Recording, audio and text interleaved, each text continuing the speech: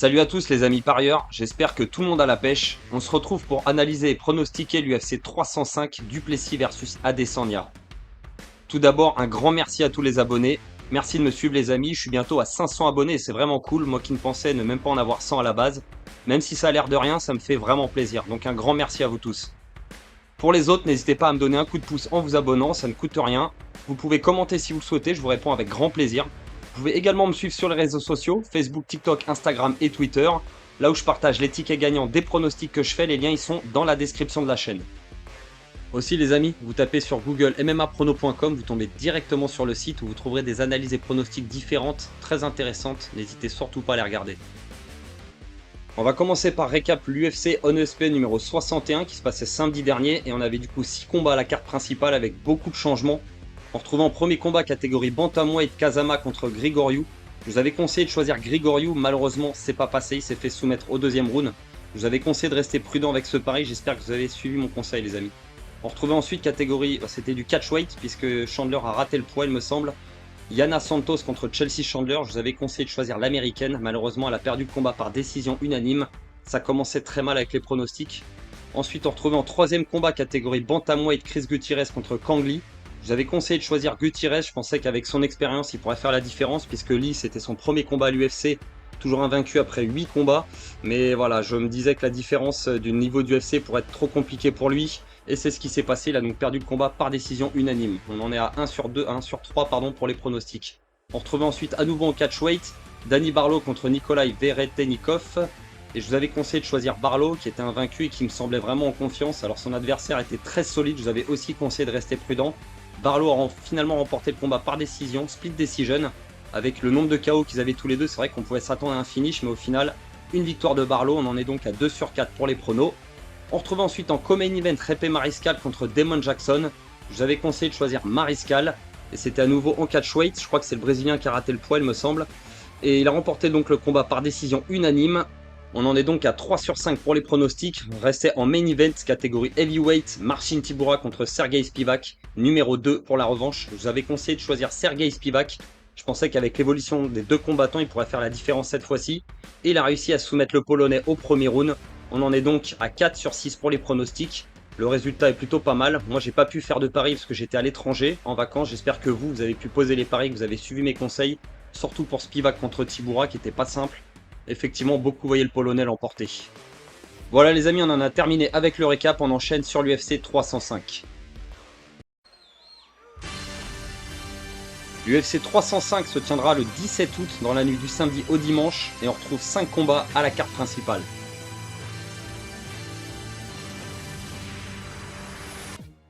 On retrouve en premier combat catégorie welterweight Li Jingliang contre Carlos Prates. Alors Li, il est chinois, il a 36 ans, 19 victoires pour 8 défaites en carrière. Sur ces 19 victoires, on a 10 finishes par KO technique, 4 soumissions et 5 décisions. Pour ces 8 défaites, il a perdu 2 fois par soumission et 6 fois par décision. Son dernier combat, c'est une défaite par split decision au mois de septembre l'année dernière contre Daniel Rodriguez.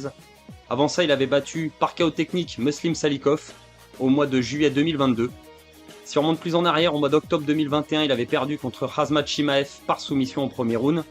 Et avant ça, il avait quand même mis KO Santiago Ponzinibbio et perdu en 2020 par décision contre Neil Magny.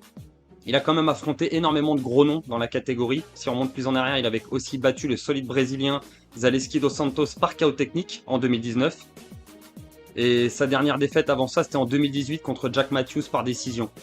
Donc si peu le connaissent, mais vous l'avez peut-être découvert quand il avait perdu contre Chimaev en 2021. Mais c'est un combattant très solide, surtout en striking. Il est donc opposé à Carlos Prates, le Brésilien, qui a 30 ans, 19 victoires pour 6 défaites en carrière. Sur ces 19 victoires, il a 14 finishes par KO technique, 3 soumissions et 2 décisions. Pour ces 6 défaites, il a perdu 2 fois par KO technique, 3 fois par soumission et 1 fois par décision. Il est sur une série de très grosse série de victoires, en tout cas à l'UFC. Ça va être seulement son 3e combat officiel, sans compter celui au Dana White Contender. Donc il est pour l'instant sur 2 combats avec 2 finishes. Un contre Charlie Radke qu'il a battu par KO au mois de juin 2024. Et avant ça, il avait battu Trevin Gill par KO également au deuxième round au mois de février 2024. Donc ça va déjà être son 3e combat cette année. Et avant ça, il avait donc remporté son premier combat par KO technique au Dana White Contender au mois d'août 2023. Sa dernière défaite remonte quand même à juin 2019 où il avait perdu par décision au One Championship. Donc solide le Brésilien. On va aller regarder les cotes. Alors on retrouve le Brésilien favori avec une cote à 1,27 et une grosse cote à 3,45 pour Lee. C'est un combat, je pense, où on va avoir principalement du striking. Et Lee, faut quand même se méfier. Il a pris 1 an depuis son dernier combat, sa dernière défaite. Et il faut quand même se méfier. Il a un striking plus que correct. Mais je vous conseille quand même de choisir le Brésilien. Je pense qu'il est sur une super lancée. Il est plus jeune. Lee a déjà 36 ans. Et je le vois remporter le combat sûrement avec un finish. Sûrement au premier, deuxième round, un KO technique. Donc je vous conseille de choisir Carlos Prates, les amis. Je pense que c'est le choix le moins risqué. On retrouve ensuite en deuxième combat, catégorie heavyweight, Tai Tuivasa contre Jairzinho Rozenstruik. Tai Tuivasa, il vient d'Australie, il a 31 ans, 14 victoires pour 7 défaites en carrière. Sur ces 14 victoires, on a 13 finishes par KO technique et une seule par décision. Pour ces 7 défaites, il a perdu 3 fois par KO technique, 3 fois par soumission et 1 fois par décision. Malheureusement, il est sur une série de 4 défaites d'affilée. Mais face à des gros noms, son dernier combat en date, c'était contre Marcin Tybura où il s'est fait soumettre au premier round. Malheureusement, il s'est fait emmener au sol, il n'a pas réussi à se relever, il s'est fait soumettre avant la fin du premier round. Avant ça, il avait perdu par soumission également contre Alexander Volkov à l'UFC 293 au mois de septembre l'année dernière. Si on remonte plus en arrière, il avait perdu par KO contre Sergei Pavlovich où il s'était fait surprendre dès la première minute du premier round. Et ensuite, il avait perdu par KO en septembre 2022, il y a 2 ans, plus de 2 ans en arrière. Un peu moins, pardon, 2 ans en arrière contre Cyril Gane. Mais avant ça, il était sur une vraie série de victoires. Il avait enchaîné des victoires contre Derek Lewis par KO, Augusto Sakai par KO également, Greg Hardy et Stefan Struve, mais c'était quand même en 2020. Il avait enchaîné une série de 3 défaites entre 2018 et 2019 où il avait perdu par soumission contre Sergei Spivak, par décision contre Blagoy Ivanov et par KO technique contre l'ancien champion Junior Dos Santos. Donc il a de l'expérience à l'UFC, Tai Tuivasa, alors qu'il a que 31 ans. Il est donc opposé à Jairzinho Rozenstruik, qui vient de Suriname. Il a 36 ans, 14 victoires pour 5 défaites en carrière. Sur les 14 victoires, on a 13 finishes par KO technique et une seule par décision. Pour ces 5 défaites, il a perdu 2 fois par KO technique, 1 fois par soumission et 2 fois par décision. Son dernier combat, c'est une victoire par KO technique contre Shamil Gaziev au mois de mars 2024. Avant ça, il avait perdu par soumission contre le Brésilien Gelton Almeida au mois de mai l'année dernière, au premier round. Si on remonte plus en arrière, il avait mis KO Chris Daukaus à l'UFC 282 au mois de décembre 2022, en à peine 23 secondes au premier round. Avant ça, il avait perdu par KO technique donc contre Alexander Volkov et par décision unanime contre Curtis Blade entre septembre 2021 et juin 2022. Si on remonte plus en arrière, une belle victoire par KO technique contre Augusto Sakai en 2021, une défaite par décision unanime contre Cyril Gane, et avant ça, il avait battu également l'ancien champion heavyweight Junior Dos Santos par KO technique. Il avait également perdu par KO, un énorme KO en à peine 20 secondes contre Francis Ngannou. Avant ça, il faut dire qu'il était invaincu avant ce KO contre Ngannou. Il avait aussi battu Alistair Overeem, Andrei Arlovski. Il avait battu quand même des gros noms avant de se frotter aux champions. Donc gros parcours aussi pour Jairzinho Rozenstruik. On va aller regarder les cotes. On retrouve favori Rozenstruik avec une cote à 1,41 et une cote à 2,68 pour Tai Tuivasa. Alors forcément, cette fois-ci, il ne va pas y avoir de sol. Pour essayer de briser sa série de défaites, Tuivasa c'est sûrement l'adversaire parfait, puisque Jairzinho c'est un kickboxer, il va pas chercher à emmener Tai Tuivasa au sol, je pense, à aucun moment que ce soit. Le combat va se dérouler principalement debout. Alors forcément, je donne l'avantage à Rozenstruik, comme je viens de le dire, c'est un kickboxer et il est plutôt bon, il prend pas vraiment de risques, et à part ce gros KO qu'il avait subi contre Francis Ngannou, jusque-là, à part même contre Cyril Gane, où il a perdu par décision unanime, il s'était fait soumettre également quand les adversaires vont au sol contre Gelton Almeida et Volkov aussi qu'il avait terminé par KO technique. Mais il est solide, Jairzinho quand même. Tai Tuivasa pourtant il a la foudre dans les poings, il peut le mettre KO, il peut lui éteindre la lumière aussi, c'est possible. Et essayer de briser cette série de 4 défaites d'affilée. C'est vraiment l'adversaire parfait parce que Tybura lui il avait cherché le sol. Volkov également, Pavlovich lui l'avait surpris et Cyril Gane l'avait surclassé en striking. Donc là, contre Jairzinho, j'ai peur que ce soit un peu la même chose. Mais Tai Tuivasa, il a selon moi quand même sa chance de remporter la victoire. Mais ça va être compliqué. Contre Jairzinho, qui lui est très appliqué. Ils ont tous les deux, sur leurs 14 victoires, 13 finishes par KO technique. Donc vous voyez, c'est vraiment des strikers d'élite.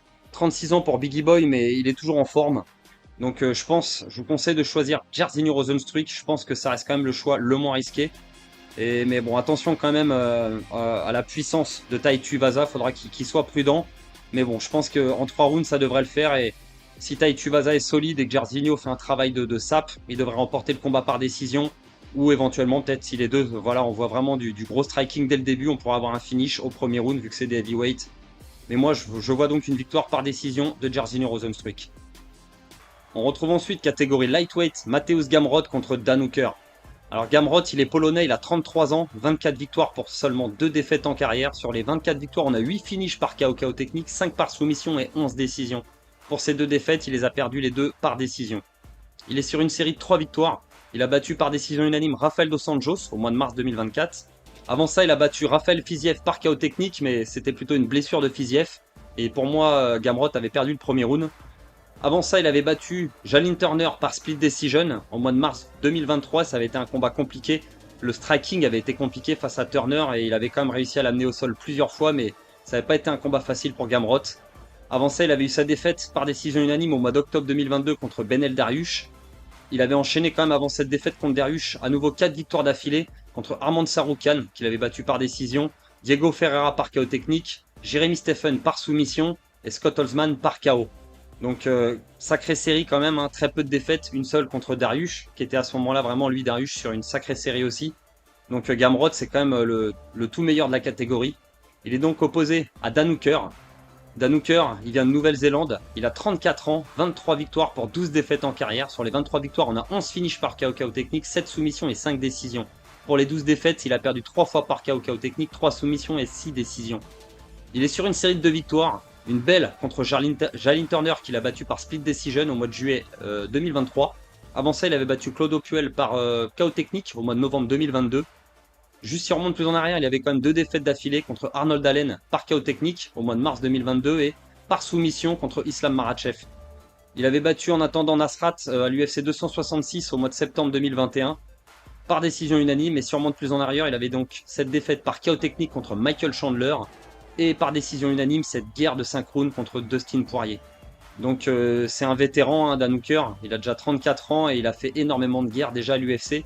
Mais il est sur une belle série, hein, je pense qu'il a retravaillé ce qui n'allait pas. Il est sur 2 belles victoires, dont une solide contre Jalin Turner qui n'était pas un adversaire difficile. On va aller regarder les cotes. On retrouve gros favori Mateusz Gamrot avec une petite cote à 1,27 et une grosse cote à 3,45 pour Dan Hooker.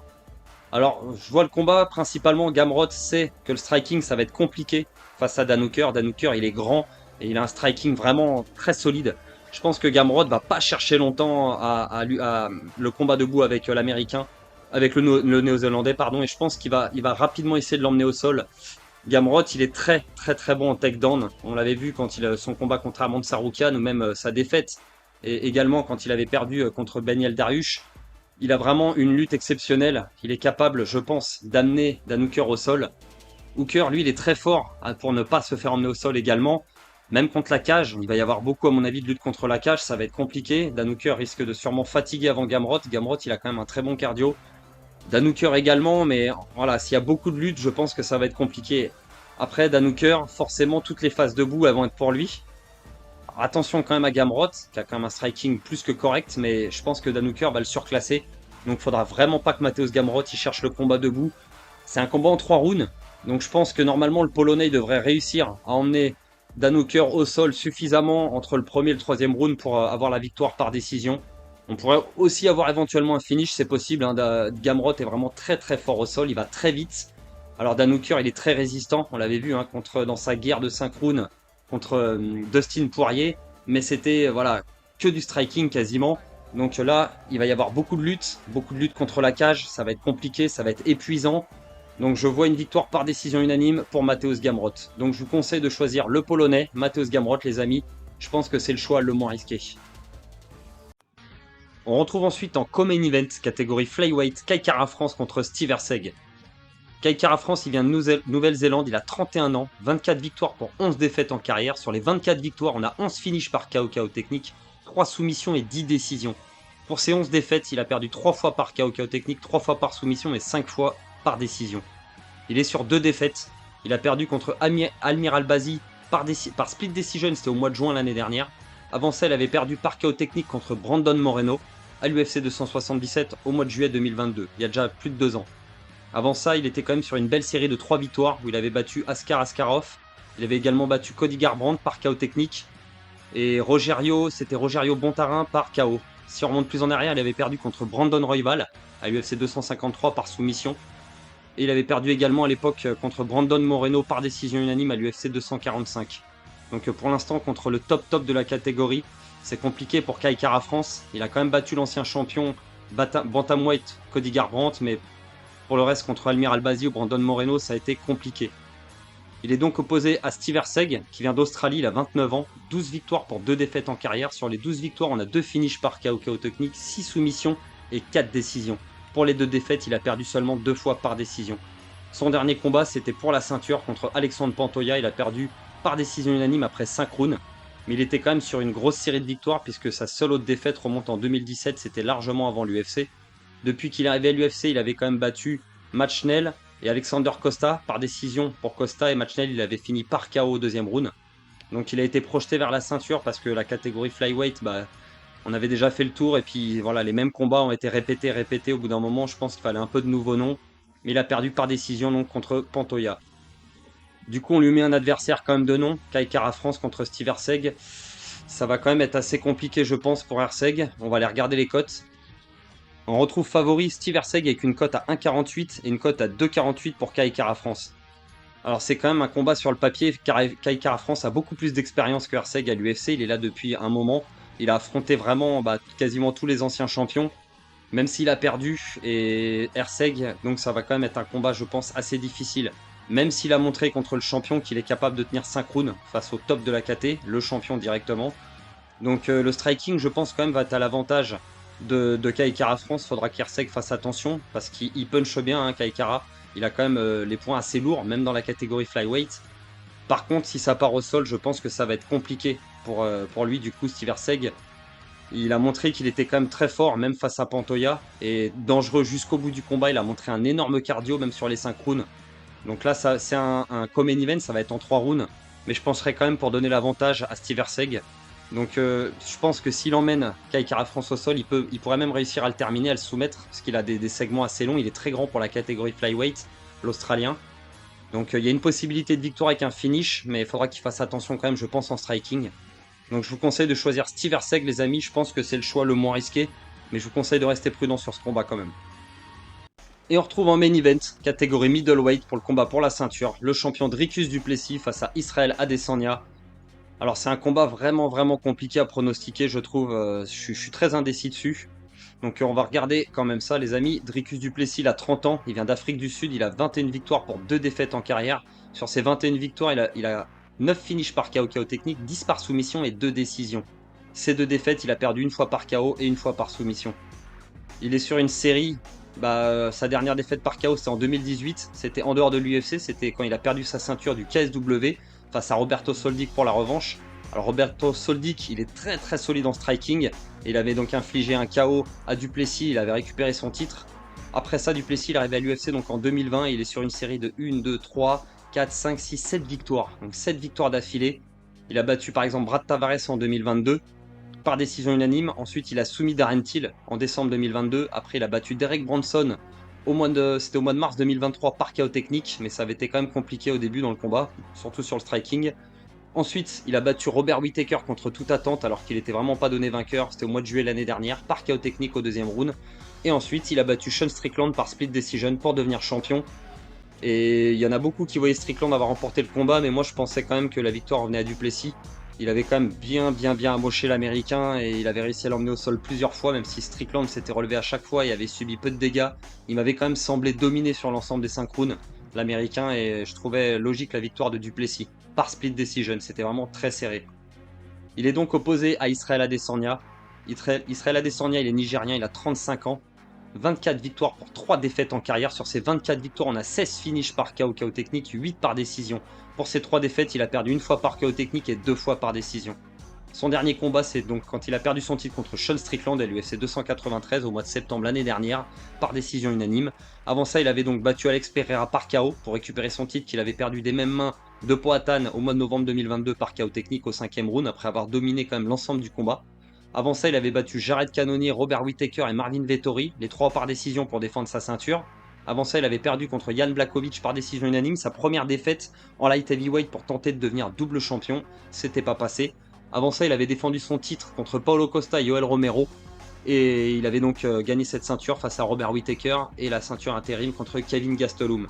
Donc c'est un parcours quasiment parfait hein, pour Israël Adesanya, à part donc cette défaite contre Sean Strickland où tout le monde le voyait vainqueur. Je me rappelle qu'il avait une cote à 1,16 et une cote à quasiment 5 pour Sean Strickland, l'écart était quand même monumental. Et Israël Adesanya au final avait perdu donc contre toute attente par décision unanime, se faisant dominer donc par l'agressivité de Sean Strickland, donc ça avait été quand même compliqué pour lui. On va aller regarder les cotes.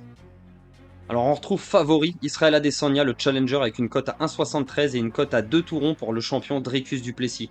Alors c'est très serré, bien sûr, les cotes, vu que je fais la vidéo en début de semaine, peuvent évoluer jusqu'à la fin de semaine, ce qui est normal, surtout si vous écoutez la vidéo vendredi ou samedi, elles auront évolué d'ici là. Mais en attendant, le favori c'est bien Israël Adesanya. Et donc la cote à 2 pour Dricus du Plessis est vraiment intéressante, je trouve. Parce que ce combat-là, c'est quand même un combat très compliqué. Ça va se passer, je pense, principalement debout. Dricus du Plessis, il aime le striking également et je pense pas qu'il ait peur spécialement d'Adesanya. Israël Adesanya, lui, on sait que c'est l'élite du striking avec son parcours au Glory qui a été champion. Mais c'est vrai que sur son combat contre Sean Strickland, il avait quand même montré voilà, très peu d'agressivité. Et quand il s'est fait sécher au premier round, ça avait été très compliqué de revenir dans le combat après derrière. Il a pris 1 an de pause, je pense que c'était une très bonne idée. Et s'il revient vraiment en pleine forme et qui, avec tous ses déplacements, je pense il pourrait frustrer Dricus au bout d'un moment et finir même par le piquer, le toucher en contre, comme il a fait justement à Pereira, et éventuellement être le premier à terminer Dricus à l'UFC, c'est possible. Dricus a déjà pris un KO, comme je l'avais dit, contre Roberto Soldic quand c'était au KSW, ça fait vraiment très longtemps. Ça remonte quand même à, je crois que c'était 2018, je vais revérifier, c'était 2018, c'est bien ça, où il avait pris ce KO. Il avait donc pourtant battu Roberto Soldic, hein, par KO technique avant ça, Dricus. Mais c'est vrai qu'il a un striking vraiment pas standard. On l'a vu contre Robert Whittaker, des coups qui peuvent surprendre parfois. Donc je donnerais donc l'avantage forcément à Israël en striking, mais vu que Dricus le sait, je pense qu'il va aussi également essayer de lutter. Il est très très bon au sol, il a un bon grappling, il a énormément de victoires par soumission également, en étranglement arrière, ce qu'il fait très souvent. Israël, bon, on sait qu'il résiste très très bien. Quand il a perdu, c'était soit par queue technique ou par décision, mais il se fait pas soumettre et se fait emmener au sol. Même si ça lui arrive, il arrive à très bien tenir son adversaire, à bloquer et même trouver souvent la porte pour se relever. Je pense quand même que ça va être compliqué. C'est vrai qu'on a rarement vu un champion déchu revenir au plus haut niveau, surtout qu'à bientôt 36 ans et beaucoup de combats à son actif. Est-ce qu'il aura encore vraiment, comme il le dit, envie d'arracher des têtes? C'est ce qu'il dit sur les réseaux. Il affiche quand même un gabarit assez impressionnant, plutôt monstrueux même. Et il va arriver sûrement en pleine forme et très motivé. Israël Adesanya en challenger, il est quand même très dangereux. Mais j'ai quand même, voilà, j'ai quand même des doutes. Je me dis qu'il peut remporter le combat en finissant du Plessis, comme je l'ai dit, voilà, en le frustrant avec ses déplacements et en allant chercher le KO technique. C'est une possibilité. Mais je pense aussi que Dricus, vu qu'il le sait, je pense qu'il va beaucoup lutter, vu qu'il a plus de problème de cardio depuis l'opération de son nez. Il a montré que sur 5 rounds, face à Sean Strickland, il était quand même très actif jusqu'à la fin, même dans le dernier round. Et je pense que voilà, il va quand même essayer de lutter quand l'occasion se présentera. Sûrement coller Adesanya contre la cage, essayer de le fatiguer, de l'emmener au sol éventuellement. C'est une possibilité aussi. On peut voir Dricus aussi essayer de le frapper beaucoup au sol, l'emmener, le frapper. Donc je pense que le champion, il a une grande confiance en lui. Il a confiance en ses capacités et à encaisser surtout. Il a vraiment un sacré menton. Donc je pense que le choix le moins risqué, ce serait quand même de partir sur une victoire par décision de Dricus du Plessis. Israël Adesanya pourrait nous surprendre, hein, il est déjà revenu, mais voilà, l'histoire nous montre que les champions en général, passé un certain âge, ça devient compliqué de retrouver vraiment voilà, la rage qu'ils avaient dans les débuts de carrière. Israël pourrait me faire mentir et vraiment finir le combat par KO technique, c'est une possibilité. C'est pas pour rien qu'il est favori et que beaucoup de gens le vont remporter le combat. Mais j'ai envie de prendre un risque avec Dricus du Plessis, je pense qu'il peut remporter ce combat par décision, c'est une possibilité, en 5 rounds, en frustrant Israël contre la cage, un peu comme nous a fait récemment Belal Mohamed contre Leon Edwards, et que son striking du coup à Adesanya soit un peu annulé, comme contre Sean Strickland, parce qu'il y aura une grosse pression, je pense, de Dricus. Donc c'est sûrement pas sûrement pas le choix le moins risqué, les amis, mais je vous conseille de choisir la cote à 2 de Dricus du Plessis, je pense qu'elle vaut le coup. Je vois une victoire quand même par décision unanime ou split decision dans un combat quand même très serré, parce qu'Israël est solide. Je vois pas de finish de la part de Duplessis, mais s'il pourrait y avoir un finish de la part d'Israël, c'est une possibilité. Donc c'est quand même un choix assez risqué, donc restez prudents sur ce pari-là, les amis. Mais je vous conseille de choisir Dricus du Plessis. Voilà les amis, on en a terminé avec l'UFC 305. J'espère que ces pronostics vont être bons et surtout cette fois-ci qu'il ne va pas y avoir de changement sur la carte principale. On se retrouvera la semaine prochaine pour une prochaine vidéo où on va analyser, pronostiquer l'UFC ONE ESP numéro 62, Jared Cannonier contre Caio Borralho. On aura également sur la carte Neil Magny contre Michael Morales ou Edmen Shabazian contre Gérald Merchert. Il ne me reste plus qu'à vous dire de faire très attention avec les paris sportifs, c'est dangereux et très risqué. Jouez toujours de façon ludique et réfléchie. De l'argent que vous pouvez vous permettre de perdre, c'est bien entendu interdit aux moins de 18 ans et si jamais vous êtes en détresse d'argent, n'hésitez pas à appeler le numéro qui est affiché à l'écran pour vous faire aider. Sur ce, je vous souhaite une excellente soirée et je vous dis à la semaine prochaine. Ciao à tous.